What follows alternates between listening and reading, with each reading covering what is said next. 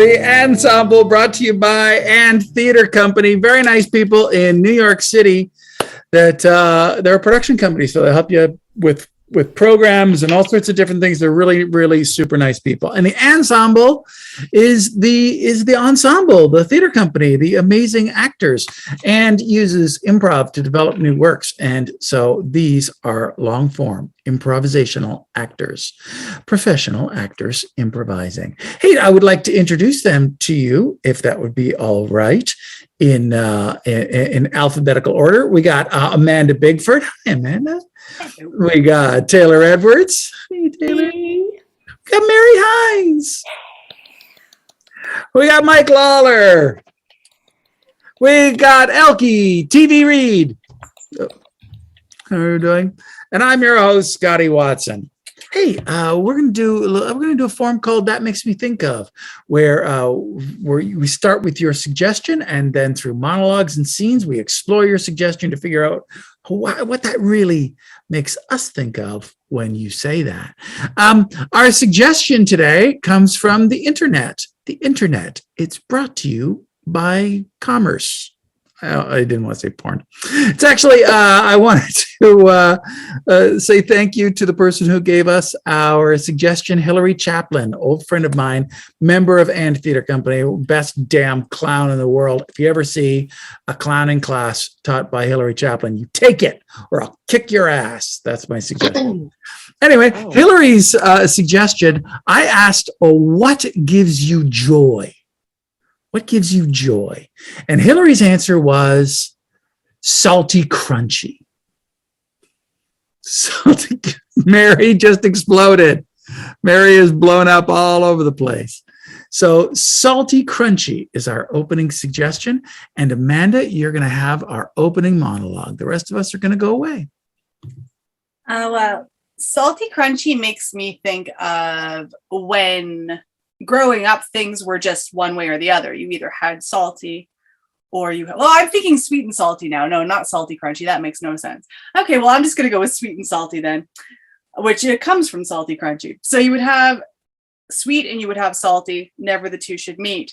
But now there's all these crazes for having sweet and salty together, and which I approve of, frankly. But a lot of people seem really offended by it. Like it's the worst idea you could have. Like, for instance, I had a salted caramel chicken wing one day, and that probably sounds like something Dr. Frankenstein himself created in his laboratory, but it was incredible.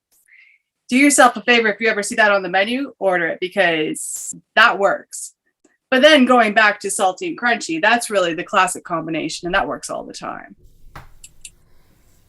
So, sugar. You've been pretty popular lately in the spice cabinet. Yeah, Annabeth. And thank you for calling me by my full name, because Pink Himalayan was my old name, and I'm a new artist, and I'm reforming myself. Sugar. I'm sorry. I've been, the humidity makes me really, clogged. And I can't, if I don't get a good grind, then I just get all stopped up. I feel you. I feel you. And that's what I have always appreciated about you, is your grind. And that's why I'm reaching right back here to the back of the spice shelf, because this stuff is going to fly if anybody finds it. It is salted caramel pepper. We dated in college. Yeah, we had a thing. Sugar, I feel like I'm one-dimensional, and we're both crystals, right? We both have multiple facets and sides, and depending on who we're with, we change, right? But I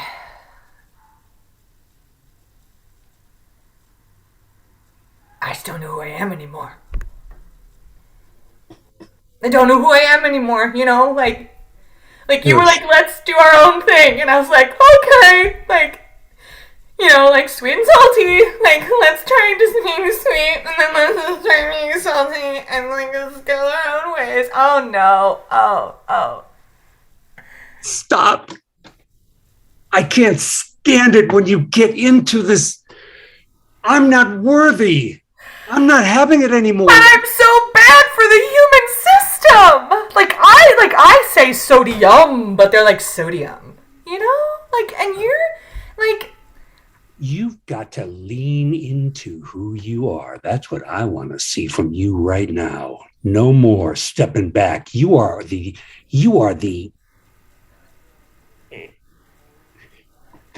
essence of the human body. I am the mineral that provides you hydration after drinking. You've got to breathe into it. I am the flavor that makes your pasta more interesting if you don't like hot sauce. Yes.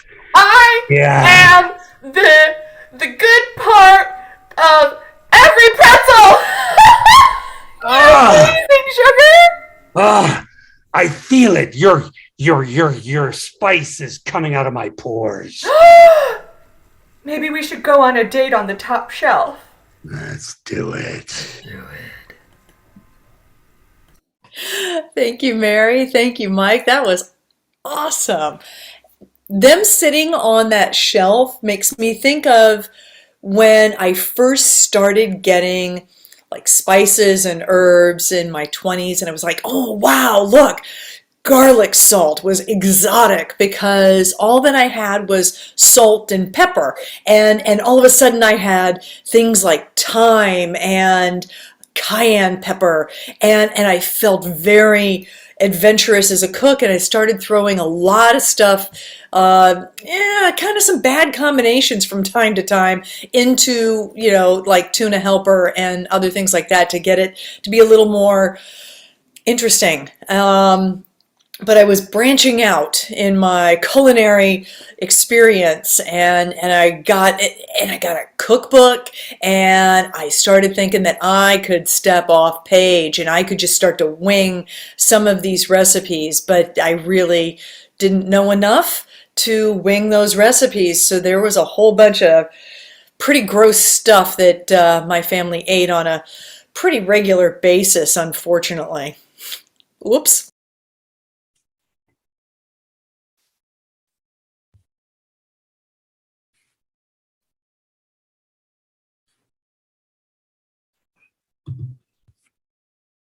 I realized you couldn't hear me. I was thinking internally.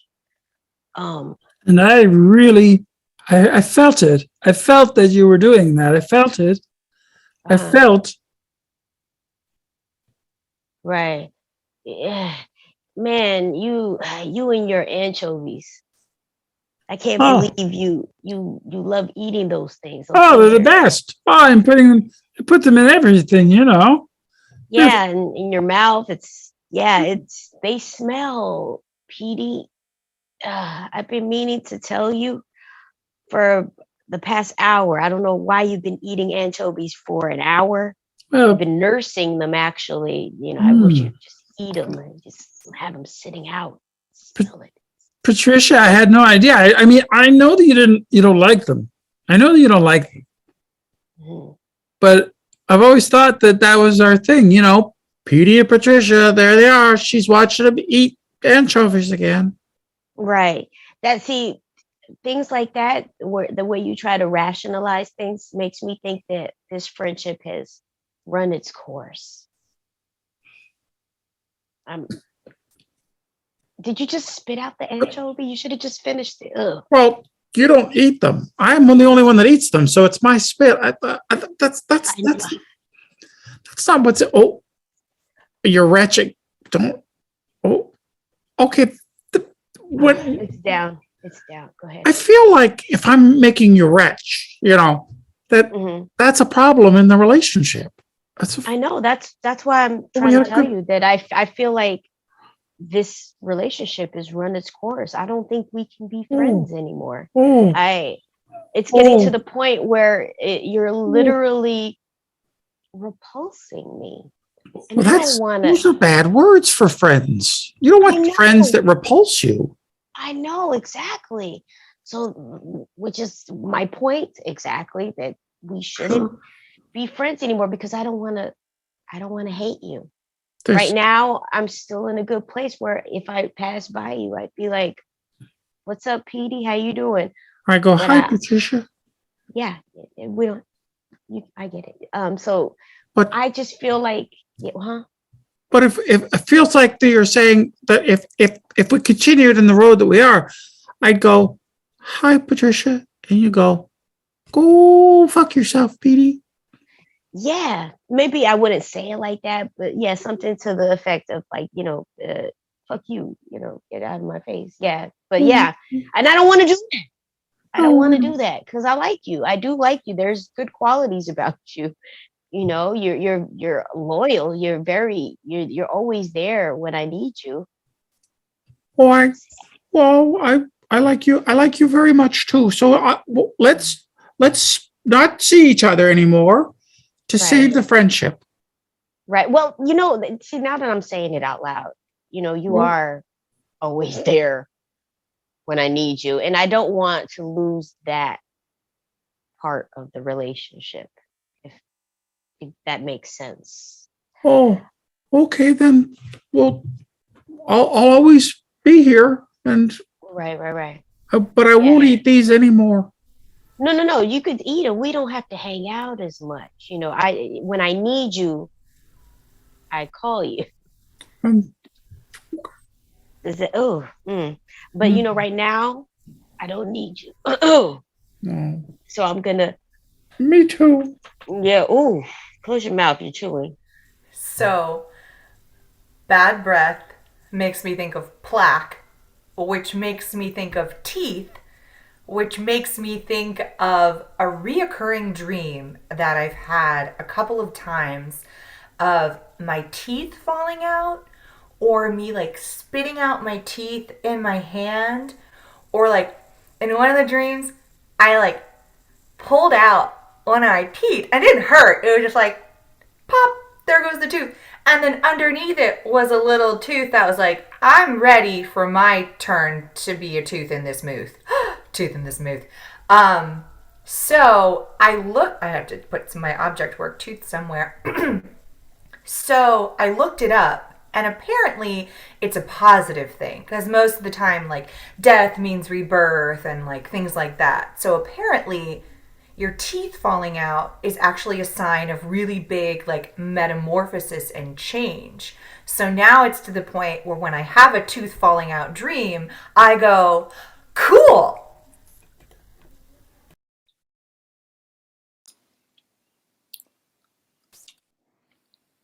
You counted all your teeth and there's I still did. I had to. Yeah. I had to. You know what? You come into my dream almost every night, and I lose my teeth when you do. Yeah, so when we see each other in the office, obviously. Right? It's a little weird for me. I'm so glad you understand that. Oh my God, kitten. I got to tell you, I was a little worried about telling you that. Well, I mean, you were giving me really strange looks. I was starting to wonder what was going on. I don't know why you keep showing up in my dreams, so it's a little weird for me because I know you're a dream hopper. And I do politely ask you to, remain in your own wherever you are when you sleep. I mean, this one, in the beginning, was hopping into your dreams, but honestly, this was not me. Wait, what? No, I was in Daryl's dream last night. Oh, yeah. No. Yeah. Which means it was probably Polly again doing that identity shift thing. I hate it when he does that. That it does get old. It does get old. Yeah. Freaks me out. Me too. And he makes me look like a creep. I'm not a creep. I'm You're not stealing your not. teeth. You're not. You're just the harbinger of big changes. And so I don't know what his obsession with teeth is, though. That's weird, isn't it? It's so weird. Like, if I'm going to hop into someone's dream, I'm going to kill them, I'm going to make sure they die. I know. Yeah, that hasn't been pleasant for me, just an FYI. No, I do make it very unpleasant. Well, I mean, it's practical, right? Because if you have like a small death dream where you trip over something, you're dead, that's not going to make an impact. Yeah, I gotta tell you, the train running over me with you just barreling down the tracks, really terrifying. And then there was the, booting me off the cliff from, 20 million feet up. Yeah. Oh, you I hate screamed? those. It did, yes, for a very long time. Please stop. Okay. I could do a lake of fire. We haven't tried that yet. No, just the whole, I don't get a good night's sleep and then my work performance the next day, but you know that already. Just stop killing me in my dreams, okay? Well, now that you mention your work performance, oh, this is awkward. Well, okay, so Mrs. McGuire wanted me to come and talk to you. Your numbers aren't great. Well, no kidding! Okay. Who's in my dream killing me every night? And you don't just kill me once, you kill me every time I go to REM. You need to make a lot of changes in your life. I've got to get some sleep so I can have a crisp, fresh perspective in the morning. And if I'm dying every night like 8 or 10 times, how is that going to happen? Okay, I'll tell you what. Tonight, I'm not going to kill you in your dreams. I'll just break a leg or something. Oh, thank God. Oh, I'll be able to get through the night. This is excellent. Thank you so much, kitten. We're friends. We are. Amanda and Taylor.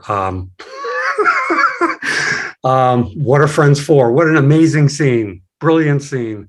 Reminds me of how much I cherish good sleep. And when I don't have it, I'm a wreck.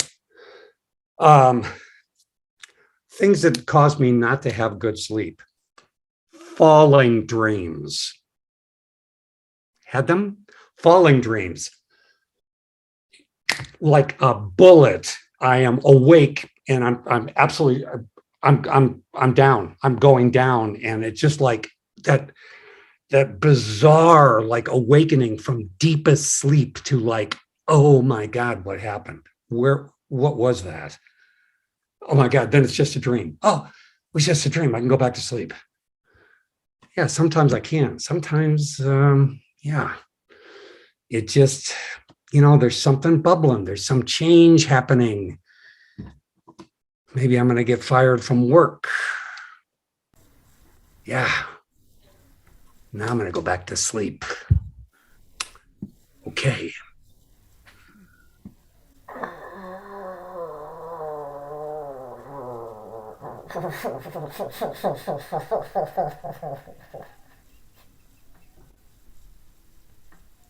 I haven't slept in so long, Dan. Oh, Bailey, you look bad. I look so bad. I got bags under my bags, and then inside those bags they have cute little travel cases, and inside the travel cases there's pretty little makeup kits that match the outside bag. Oh, that's the definition of bad. And I would normally don't walk over to somebody and say they look bad, but you, Bailey, you look bad. I think we should just get an extension on the presentation. Oh God, Bailey. Because I know that you massage your temples like you're making homemade bread every time you're overwhelmed. So, and that's like all the time. all the time. Like, when is there a time that I'm not tired and you're not You made this noise earlier. See, I've been trying to. Yeah, that's it. I've been trying this meditation called The Mind of a Bear. And they say that the way to rejuvenate yourself is to channel a bear. And so a lot of times that's through the vocal capacities of. Sure. That makes sense. That actually feels like I think that would be. Sink into yourself like you just ate a bunch of dirt and bugs. And then it helps if you go in your shirt, so you really Let's try it. I think we might get some good ideas from a brainstorming session. Anyway, let's try it. Okay.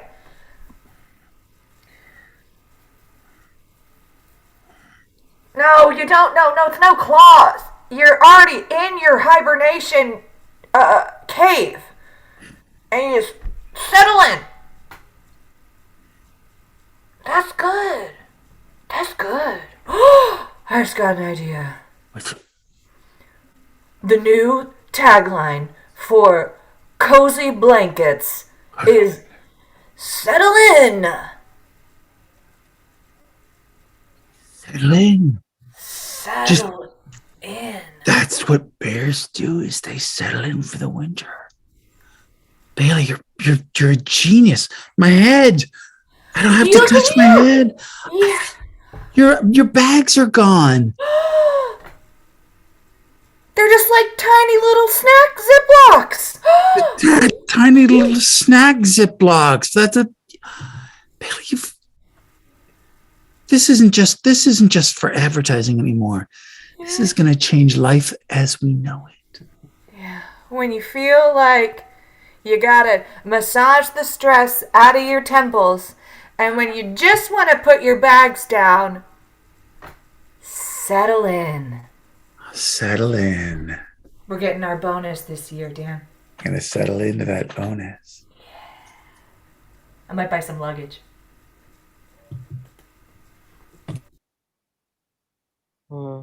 Luggage to go under her eyes. Oh, no, just playing.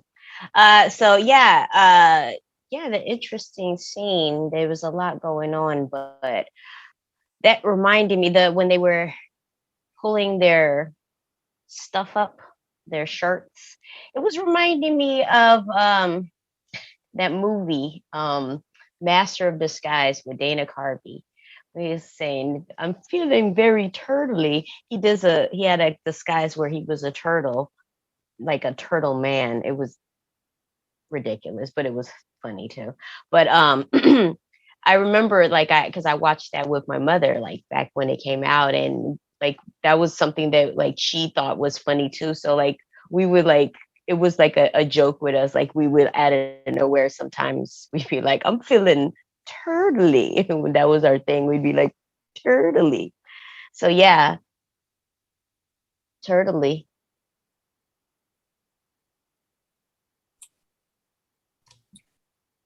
I don't understand what it means to grow up to become a turtle man.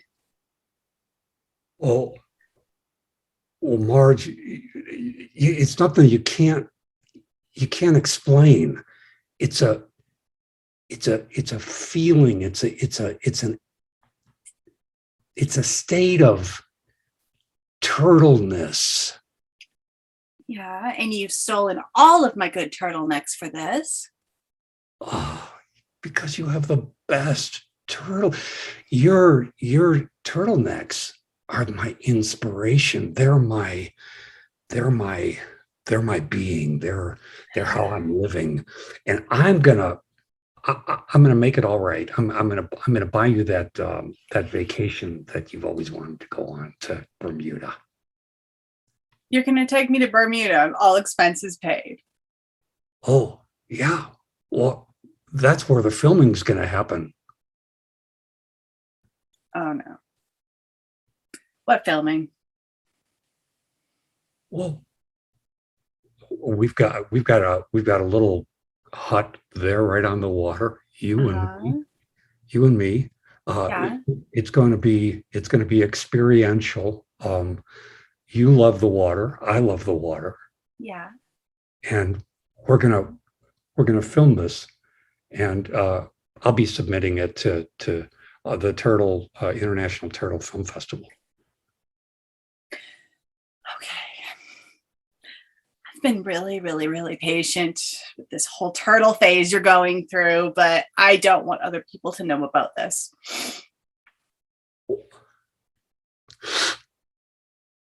Marjorie, Tears. that's what the world. That's all. That's just my turtle is wanting. My turtle wants Uh-huh.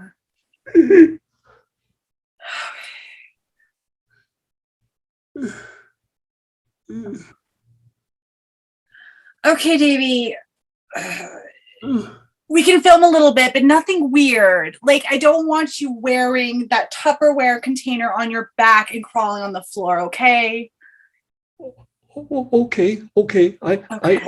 I'll only use the Tupperware for rehearsals. And I'm a method turtle.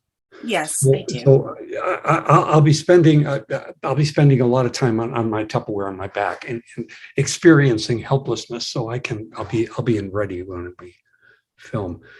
Okay. And I'll need you to be my scene partner. Am I going to be the penguin today or the dolphin? Oh, the dolphin. I love to watch.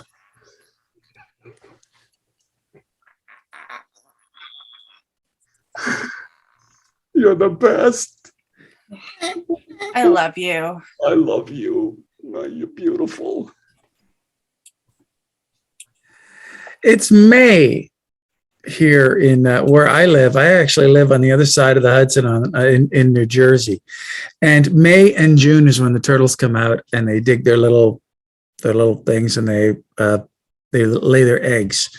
And there's a lot of them. A lot of them come out over the course of May and into June, and it's fascinating to watch them. It's fascinating to live this close to wildlife in New Jersey, where I live used to just all be manufacturing, and now they're reclaiming the land and reflooding it and cleaning it up, and we're surrounded by nature and turtles and birds, and it's really a wonderful thing to have nature that close in to you, that close up. It's a privilege to be around.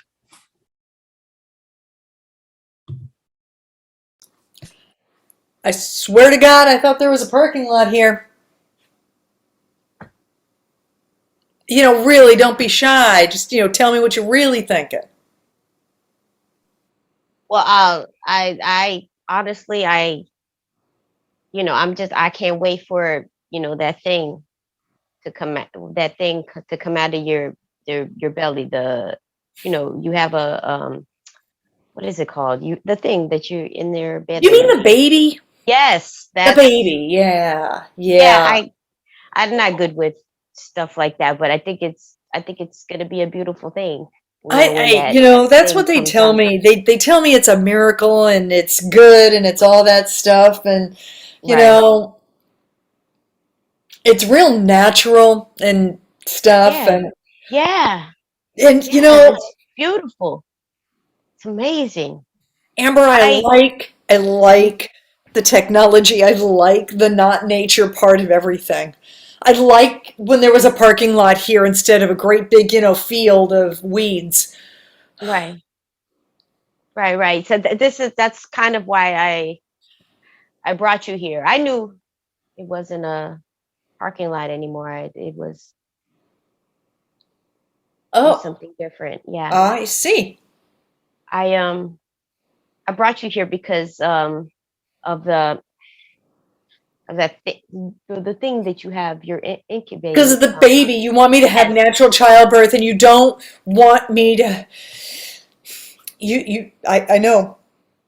Yeah, it basically that, and I want the baby. So it's all of that together. Yeah. You want to take my baby away from me I after it's born? This is news. I did not know that. This is just. Yeah.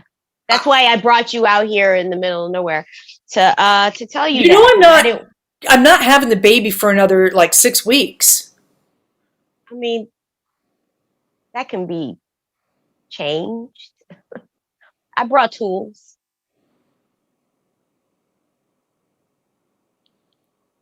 Oh, well.